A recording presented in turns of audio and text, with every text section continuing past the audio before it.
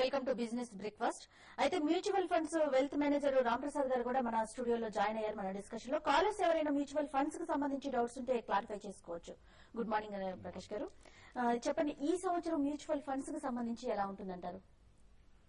Mutual funds సంబంధించిన ఒక investors అంటే లాంగ్ టర్మ్ ప్రొఫైల్ చూసుకుంటే అంటే లాంగ్ టర్మ్ ప్రాస్పెక్ట్స్ చూసుకుంటే బాగానే ఉంటుందండి. అంటే మ్యూచువల్ ఫండ్స్ లో ఎలా ఉంటుందంటే మీకు ఇన్వెస్ట్మెంట్స్ ఆబ్జెక్టివ్ బట్టి మీకు స్కీమ్స్ ఉంటాయి కాబట్టి మీకు రిటర్న్స్ ఎలా కావాలనుకుంటే మీరు అలా చూస్ చేసుకోవచ్చు. కన్జర్వేటివ్ ఇన్వెస్టర్స్ నాకు సేఫ్ గా కావాలనుకుంటే మీకు స్కీమ్స్ అలా ఉన్నాయి. సో అదే లాంగ్ టర్మ్ లో ఈక్విటీ చూసుకుంటే మాత్రం బాగానే ఉంటుంది. ఒక హిస్టారిక్ రిటర్న్స్ చూసుకుంటే మాత్రం last 1 year diversified funds almost మీకు 20% రిటర్న్స్ ఇచ్చాయండి. అదే మాదిరిగా మీకు ప్రాబ్లీ డెట్ ఫండ్స్ అదే ఫిక్స్డ్ మెచ్యూరిటీ ప్లాన్స్ ఉన్నాయనుకోండి 1 year time frame, now they are giving you around 8%, 9%. So ఈ హై ఇంట్రెస్ట్ రెజిమ్ సినారియోలో ఎవరైతే కొంచెం కన్జర్వేటివ్ ఉంటారో ఫిక్స్డ్ మెచ్యూరిటీ ప్లాన్స్ చూసుకోవచ్చు. అదే మాదిరిగా equity 2 years to 3 years time frame లో తీసుకుంటే మాత్రం మీకు బాగానే ఉంటుంది. So diversified multi cap funds అని ఆల్రెడీ మనం డిస్కస్ చేసాం ఈ ప్రోగ్రామ్ లో.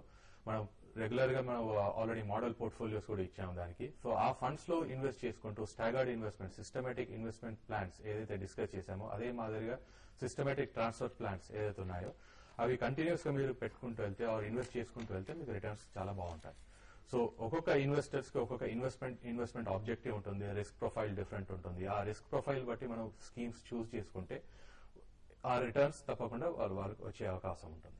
ఓకే అండి, అయితే ఈ రోజు మార్కెట్ గురించి మనకి ఢిల్లీ నుంచి ప్రసాద్ గారు చెప్తానికి లైన్ లో ఉన్నారండి. గుడ్ మార్నింగ్ ప్రసాద్ గారు. Good morning. ఈ రోజు మార్కెట్ అవుట్లుక్ ఎలా ఉంటుంది అనుకోవచ్చు అంటారు ప్రసాద్ గారు? మార్కెట్ అవుట్లుక్ పాజిటివ్ గానే ఉంటుంది. గ్లోబల్ మార్కెట్ చాలా పాజిటివ్ గా ఉన్నాయి. న్యూ ఇయర్ లో ఎఫ్ఐఆర్ ఫండ్స్ లో పాజిటివ్ గా ఉంది. ఐ థింక్ ఈ క్వార్టర్ రిజల్ట్స్ కూడా ఐ థింక్ ఎక్స్పెక్టేషన్స్ కంటే బెటర్ వచ్చే అవకాశాలు ఉన్నాయి. ఓవరాల్ కమోడిటీ స్టాక్స్ చాలా బులిష్ గా ఉన్నాయి. ఓవరాల్ అవుట్లుక్ పాజిటివ్ గానే ఉంటుంది. అయితే మీరు ఇచ్చే రికమెండేషన్స్ ఏంటండి?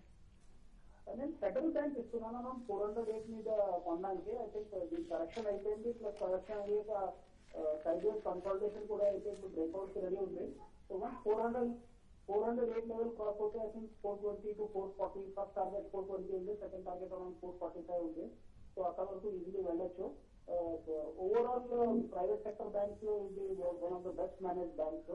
So both from short term trading perspective as well as long term investment perspective లో రెండింటిలోనే మంచి ఆపర్చునిటీ కనిపిస్తుంది. సో 408 కొనుక్కునే క్లియర్ ఆపర్చునిటీ ఉంది. రైట్, థ్యాంక్ యూ ప్రసాద్ గారు. ఇక రామకృష్ణ నరసరావుపేట నుంచి లైన్ లో ఉన్నారండి. గుడ్ మార్నింగ్ రామకృష్ణ గారు. గుడ్ మార్నింగ్ అండి. చెప్పండి రామకృష్ణ గారు. సేలు 205 కొన్నా అండి, ఆ రేటు వస్తుందా రాదా అని. ఓకే, వచ్చే పాసిబిలిటీ డెఫినెట్లీ ఉందండి. ఇమీడియట్ గా కాకపోయినా నెక్స్ట్ 2 months or 3 months లో అనమాట. ఎందుకంటే కమోడిటీ స్ట్రాంగ్ అప్ ట్రెండ్ చూపిస్తున్నాయి. ఇన్ఫాక్ట్ స్టీల్ స్టాక్స్ అన్ని కూడా మేజర్ బ్రేక్అవుట్స్ రావటం చూసాం. టాటా స్టీల్ 700 పైన క్లోజింగ్ రావటం. నెక్స్ట్ సెయిల్ లో ఓన్లీ లగాడ్ ఏంటంటే మీకు ఫాలో ఆన్ పబ్లిక్ ఆఫరింగ్ ఉందని చెప్పి ఆల్రెడీ అనౌన్స్మెంట్ కూడా అయింది. కాబట్టి ఎఫ్పీఓ ఉన్న పిఎస్యూ కౌంటర్స్ అన్ని కూడా సబ్డ్యూడ్ గా ఉంటాం మనం చూస్తున్నాం. But encouraged by global numbers కానీ ఇటు Q3 నెంబర్స్ కానీ సేల్ ఒకసారి 200 రూపీస్ క్రాస్ అయ్యే పాసిబిలిటీ డిస్టింక్ట్ గా ఉంది. హోల్డ్ చేయండి. ఓకే అండి. తర్వాత శారద హైదరాబాద్ నుంచి ఉన్నారండి. గుడ్ మార్నింగ్ శారద గారు. Good morning. గుడ్ మార్నింగ్ అండి. గుడ్ మార్నింగ్ అండి. అది బ్యాంకింగ్ సెక్టర్ ఈ సంవత్సరం పెద్దగా పెర్ఫార్మ్ చేయదని అంటున్నారు కదండి. ఇది సెక్టర్ వైజ్ గా ఏ సెక్టర్స్ బాగుంటాయి ఈ ఇయర్ చెప్పండి సార్ కొంచెం. అది కాకుండా అగ్రీలో అడ్వాంటా ఎలా ఉంటుందో చెప్పండి సార్. అది లాస్ట్ 2007 నుంచి కూడా డౌన్ ట్రెండ్ లో ఉంటున్నట్టుందని, కానీ దాన్ని మంచిగానే అంటారు స్టాక్. క్లియర్ గా చెప్పండి sir.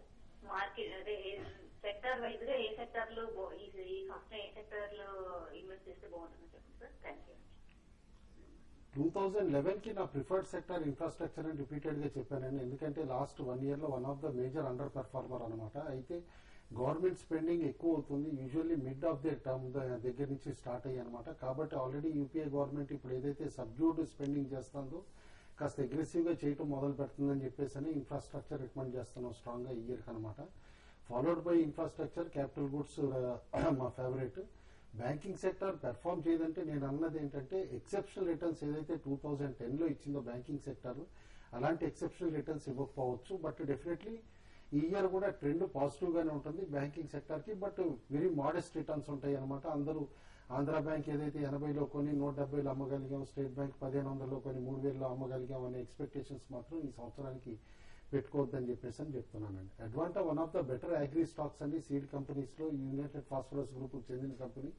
But one of the under performer clearly last 2 years నుంచి మీరు కూడా చెప్పారు అదే సేమ్. నేను అనుకోవటం మాత్రం ఈ ఇయర్ కూడా మేజర్ ఎక్సెప్షనల్ పెర్ఫార్మెన్స్ ఇయరేది అడ్వాంటా అని చెప్పేసి నేను అనుకుంటున్నా. బేసికల్లీ బికాస్ ప్రోడక్ట్ పోర్ట్ఫోలియో పెంచలేకపోతున్నారు వాళ్ళు. And more over more number of players ఇప్పుడు మార్కెట్ లో ఉన్నారు. అన్లిస్టెడ్ ప్లేయర్స్ లైక్ న్యూజివీడో అవనండి, మన దగ్గర రాశి సీడ్స్ అవని, ఇలాంటి అన్నిటి కూడా కాంపిటీషన్ తట్టుకోలేక ఎక్కువ ఎక్స్పాన్షన్ చేయలేకపోతున్నారు వాళ్ళు. Preferably stick to companies which are showing good performance అనమాట. కావేరీ సీడ్స్ బెటర్ ప్రిఫరెన్స్ ఇస్తా ఎట్ కరెంట్ లెవెల్స్ కూడా. Stock can move by another 150 to 200 rupees from current levels అని అంటారు. ఓకే రైట్ అండి. తర్వాత సాంబశివరావు గారు హైదరాబాద్ నుంచి ఉన్నారండి. గుడ్ మార్నింగ్ సాంబశివరావు గారు. నమస్తే మేడం గారు. నమస్తే అండి, చెప్పండి. నమస్తే కుటుంబరావు గారు. నమస్కారం అండి. సార్, నాకు నమ్మి ట్రై చేస్తుంది, ఈ రోజు దొరికింది. అడగండి. మీకు ఎప్పుడెప్పుడు ఛాన్స్ చెప్తామని రింగ్ చేయాలని ట్రై చేస్తున్నాను సార్. 2008-2009లో లాస్ట్ 6 lakhs సార్. కానీ 2009-2010 మీరు ఎక్కువ చేసే ట్యాక్స్ కొంచెం వలన దాదాపు అంతా రికవర్ అయింది సార్. ముఖ్యంగా వెంకటేష్ ఇండియా 175లో కొని అరౌండ్ 1000 రూపీస్ అన్నాను. Steel strip and wheels around 75 కొని 430లో అన్నాను. ప్రతి రోజు డెఫినెట్ గా ఎవరికైనా మిమ్మల్ని పంచుకుంటాను సార్. కాకపోతే ఈ మధ్యలో కొన్నట్టు కొంచెం sir steel strip and wheels 380లో కొన్నాను. హోల్డ్ చేయమంటారు సార్. సో అయితే హోల్డ్ చేయండి. బేసికల్లీ స్టాక్ కరెక్ట్ అవడానికి కారణం కూడా ప్లేస్మెంట్ అయిపోయింది కాబట్టి వన్స్ క్యూఐపీ క్లోజ్ అవగానే స్టాక్ లో ప్రాఫిట్ బుకింగ్ స్టార్ట్ అయిందనమాట. బట్ నేను అనుకోవటం Q3 రిజల్ట్ తర్వాత తిరిగి స్టాక్ రీబౌండ్ అవుతుంది. ఎందుకంటే it is now a tier 1 supplier for even global majors like Audi కానీ, ఇటు మెర్సిడీస్ బెంజ్ కానీ, ఇటు అన్ని వెహికల్స్ కూడా అనమాట. నేను అనుకోవటం డెఫినెట్లీ గ్లోబల్ మేజర్ కింద ఎమర్జ్ అవుతుంది కార్ వీల్ సప్లయింగ్ లో అనమాట ఈ company. As of now you can hold అండి. ఓకే అండి. తర్వాత చంద్రశేఖర్ పూణే నుంచి లైన్ లో ఉన్నారండి. గుడ్ మార్నింగ్ చంద్రశేఖర్ గారు. Good morning madam. చెప్పండి. ఇది కొత్తగా ఇప్పుడు శ్రీరామ్ ట్రాన్స్పోర్ట్ అని ఎఫ్డీలు వచ్చి ఉన్నాయి మేడం. అవి ఎట్లా ఉంటాయో తీసుకోవచ్చుంటారా? క్యూబ్లెజ్ ఇచ్చారు 12% 5 years లాస్ట్ పీరియడ్ కి. ఓకే, రామ్ ప్రకాష్ గారు చెప్తారండి. అంటే ఈ బ్యాంకింగ్ ఎఫ్డీస్ అంటారు. Probably you can always take a chance and you can don't put too much into it. Probably you can take limited exposure తీసుకోవచ్చు. మీరు ప్రాబ్లీ 1 year కానీ 3 year డిపాజిట్స్ ఇస్తున్నట్టున్నారు. You can expose yourself very limited. Okay అండి.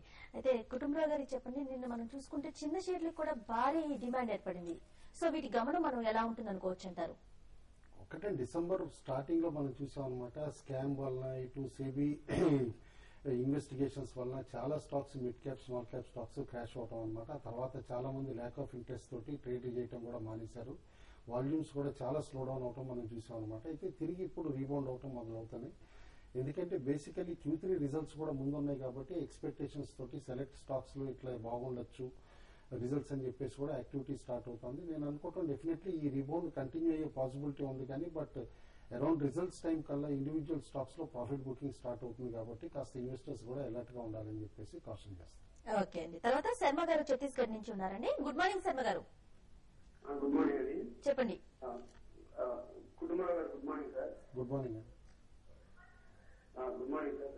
Sir నా దగ్గర packer steels ఒక 2 years క్రితం తీసుకున్నాను సార్. నేను ఇంతకుముందు ఒకసారి మిమ్మల్ని అడిగాను నేను. అయితే మీరు దాన్ని అవాయిడ్ చేయమని చెప్పారు. అయితే మరి నేను తీసుకున్న లెవెల్ అయితే 4 rupees నుండి ఇప్పుడు 2 rupees దాకా అసలు రావట్లేదు. సో అది ఇప్పుడు 4 rupees దాకా వచ్చే అవకాశం ఇప్పట్లో ఉందా సార్? అదో ఎంత ఉంది సార్? ఒక్కటండి, ఇప్పుడిప్పుడే కాస్త మీకు ఎలాయ్ స్టీల్స్ కానీ, ఇటు ఫెర్రో మ్యాంగనీస్ కానీ ఇలాంటి స్టాక్స్ లో కొంచెం యాక్టివిటీ స్టార్ట్ అవుతుందండి. అయితే అప్పుడు రిపీటెడ్ గా మీకు ఫ్యాకర్ నేను అవాయిడ్ చేయమంది. ఎందుకంటే బేసికల్లీ మేనేజ్మెంట్ కన్సర్న్స్ కూడా అనమాట. ఎప్పుడు ఇన్వెస్టర్స్ కి రిటర్న్స్ ఇవ్వలేదు. ప్లస్ భూమి నడుస్తున్నప్పుడు కూడా ఈ పర్టికులర్ కమాడిటీలో ఇన్వెస్టర్స్ కాళ్ళు రివార్డ్స్ ఇవ్వలేదన్నమాట. కాబట్టి అవాయిడ్ చేయమన్నాం. యాజ్ ఆఫ్ నౌ కూడా నేను అనుకోవటం stock as an investment purpose available investment అనమాట. బట్ ఆల్రెడీ మీరు 50% లాస్ పైన ఉన్నారు. అయితే ఈ ర్యాలీ ఏదైతే ఇప్పుడు స్టార్ట్ అయిందో ఇది కంటిన్యూ అయితే కనుక స్టాక్ ఒక్కసారి 3 rupees ప్లస్ లోకి వచ్చే పాసిబిలిటీ ఉంది. ఆ రేంజ్ లో మీరు ఒకసారి ఎగ్జిట్ అయిపోండి. ఓకే కుటుంబరావు గారు, అయితే ఈ రోజు మీరు ఇచ్చే రికమెండేషన్స్ చెప్తారండి? ప్యూర్లీ టెక్నికల్ కాల్స్ అండి, నిన్నటి మొమెంటం కాల్స్ అనమాట. రిలయన్స్ క్యాపిటల్లో all Anil Ambani group companies లో యాక్టివిటీ చాలా స్ట్రాంగ్ గా కనిపించింది అనమాట. అయితే రిలయన్స్ క్యాపిటల్లో కాస్త హైట్ అండ్ యాక్టివిటీ కంటిన్యూ కావచ్చు అనుకుని 683 ప్లస్ ట్రేడ్ అవుతా ఉంటే బై చేయమని చెప్పి సజెస్ట్ చేస్తున్నాను. సెకండ్ స్టాక్ జిందాల్ సా అనమాట, సా పైప్స్. అగ్రెసివ్ బయింగ్ కనిపిస్తుంది లాస్ట్ 2 days నుంచి స్టాక్ లో అనమాట. 189 పైన ట్రేడ్ అవుతా ఉంటే కనుక ఈ స్టాక్ కూడా బై చేయమని చెప్పేసి రికమెండ్ చేస్తాను. ఓకే అండి. అయితే శేషు గారు కూడా తన రికమెండేషన్స్ పంపించారంటే ఆర్ఈసీకి సంబంధించి బై అబో 292 పంపించారు. అట్లాగే స్టాప్ లాస్ వచ్చేసి 288 పంపించారు. టార్గెట్ 298 చెప్పారు. మరి సుందరరాజా గారు యాక్సిస్ బ్యాంక్ కు సంబంధించి ఆయన కూడా తన రికమెండేషన్స్ పంపించారు. బై అబో వచ్చేసి 1372 అండ్ స్టాప్ లాస్ వచ్చేసి 1368, టార్గెట్ వచ్చేసి 1385 పంపించారు. అట్లాగే అమర్నాథ్ శాస్త్రి గారు వచ్చేసి ఆర్ఐఎల్ కి సంబంధించి పంపించారు. బై అబో వచ్చేసి 1056 అనేసి, స్టాప్ లాస్ వచ్చేసి 1049 అని, అట్లాగే టార్గెట్ వచ్చేసి 1065 అని పంపించారని. ఇది ఈ రోజు రికమెండేషన్స్ మనకి పంపించడం జరిగిందండి. Okay, thank you so much Kutumbarao గారు, అట్లాగే ప్రకాష్ గారు షోలో పాల్గొన్నందుకు థ్యాంక్ యూ అండి. ఇది బిజినెస్ బ్రేక్ఫాస్ట్ డీటెయిల్స్. ఆఫ్టర్నూన్ ప్రసారమయ్యే బిజినెస్ లంచ్ లో మళ్ళీ కలుద్దాం. Stay with us, keep watching TV5.